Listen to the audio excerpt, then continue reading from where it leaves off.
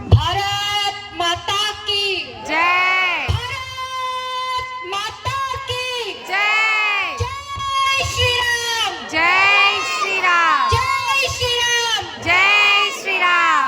देवी सर्वभूतेषु शक्ति रूपेण संस्थिता। नमस्तस्यै नमस्तस्यै नमस्तस्यै नमो नमः। ఈ యొక్క హిందూ సమ్మేళనం రాష్ట్రీయ స్వయం సేవక్ సంఘ్ స్థాపించి 100 సంవత్సరాలు పూర్తయినటువంటి సందర్భంగా ఈ యొక్క హిందూ సమ్మేళనాలు దేశవ్యాప్తంగా 1,00,000కు పైగా జరుగుతున్నాయి. దానిలో భాగంగా ఈ యొక్క హిందూ సమ్మేళనాన్ని మనం ఈ యొక్క ఊట్పల్లిలో జరుపుకుంటున్నాం. ఈ యొక్క హిందూ సమ్మేళనంలో మనం పాల్గొనడం మన యొక్క గర్వకారణం. మనం హిందూగా పుట్టినాం, హిందూగానే జీవిస్తాం. ఈ యొక్క హిందూ సమ్మేళనంలో మన ఐక్యత శక్తిని తట్టి లేపడం కోసం మనమంతా హిందువులమని గుర్తు చేసుకొని మనమంతా సంఖ్యతగా అందరం కలిసి ఉండడం కోసం ఈ యొక్క హిందూ సమ్మేళనాలు చేసుకుంటున్నాం. అయితే ఈ యొక్క హిందూ సమ్మేళనాలు ఎందుకు జరుపుకుంటున్నామంటే విదేశీ దురాక్రమ పాలనలో మనం మన యొక్క అస్తిత్వాన్ని కోల్పోయినాం. విద్యా వ్యవస్థ నాశనం అయిపోయింది. యుగ యుగాలుగా ఎప్పుడైతే అధర్మం పెరుగుతుందో, మన ధర్మం నాశనం అవుతుందో, అప్పుడప్పుడు ఆ యుగానికి యుగ పురుషులు వస్తూ ఉంటారు. అయితే యుగ పురుషులు వస్తుంటారు, ధర్మాన్ని స్థాపిస్తుంటారు, మన దేశాన్ని రక్షిస్తుంటారు.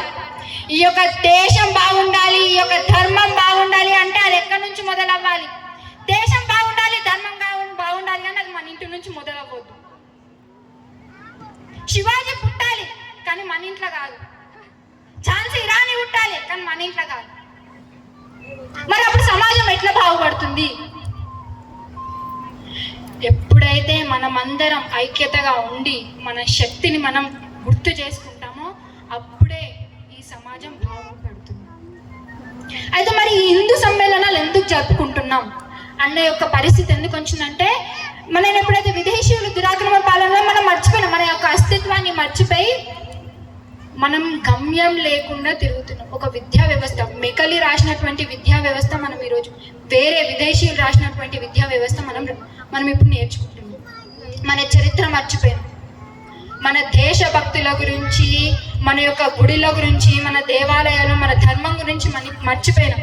అసలు మన యొక్క సంస్కృతి సాంప్రదాయాల విషయాలమే మర్చిపోయినాం. అటువంటివన్నీ గుర్తు చేసి మన యొక్క ఐక్యతా శక్తిని తట్టి లేపి ధర్మాన్ని, ఈ యొక్క దైవాన్ని మంచి మార్గంలో ఈ యొక్క సమాజాన్ని పెట్టడం కోసం రాష్ట్రీయ స్వయం సేవక్ సంఘ్ ఈ యొక్క హిందూ సమ్మేళనాలు పూనుకుంది. అయితే అందులో భాగంగా పంచపరివర్తన్ అనే అంశం తీసుకున్నారు. పంచపరివర్తన ఉంటేనే ఈ సమాజం బాగుపడుతుంది, మన యొక్క హిందూ అస్తిత్వం బాగుపడుతుంది. హిందువులు మంచి ఉంటేనే, హిందువులు ఒక సజ్జన శక్తిగా ఒక మంచి మార్గంలో నడుస్తేనే ఈ యొక్క సమాజం బాగుంటుంది. ఎందుకంటే లోకః సమస్తా సుఖినో భవంతు అని నమ్మేదెవరం? మన హిందువులమే. లోకమంతా మంచి ఉండాలి, సర్వే భవంతు సుఖినః, సర్వే సంతు నిరామయ, సర్వే భద్రాని పశ్యంతు, మా కశ్చిత్ దుఃఖ భార్ భవేత్ అని నమ్మేదెవరం? మనం. చెట్టు పుట్ట మా గట్టు అన్ని బాగుండాలి అని ఆలోచించే వాళ్ళం ఎవరం? మనం. కాబట్టి ఎప్పుడైతే హిందూ అనుకుంటాడో అది ఖచ్చితంగా సాధిస్తాడు.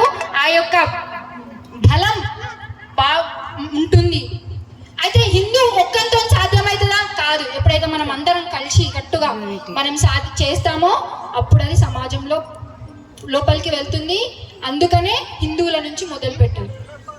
అయితే పంచపరివర్తనలో 5 అంశాలు ఉన్నాయి. 5ట్లో సామాజిక సమరసత, కుటుంబ ప్రబోధన్, పర్యావరణ పరిరక్షణ, స్వ ఆధారిత జీవనం, పౌర విధులు.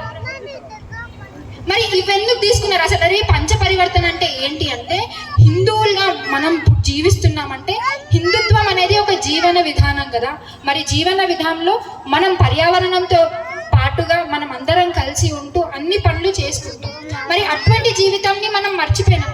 మరి అటువంటి మనం మార్గం మర్చిపోయినటువంటి పరిస్థితిలో మనం ఒక మంచి మార్గంలో, ఒక సద్మార్గంలో, ఒక సజ్జన శక్తిగా మనం మారాలి అన్న ఒక ఆశతోని ఈ యొక్క హిందూ సమ్మేళనాలు పంచపరివర్తన అనేది పెట్టింది. మొదటిగా సామాజిక సమరసత విషయానికి వస్తే, త్రేతాయుగం నాటి చూసుకుంటే రాముడు ఎట్లయితే తండ్రి మాట విని అతుగాని అడవులకు పయనమై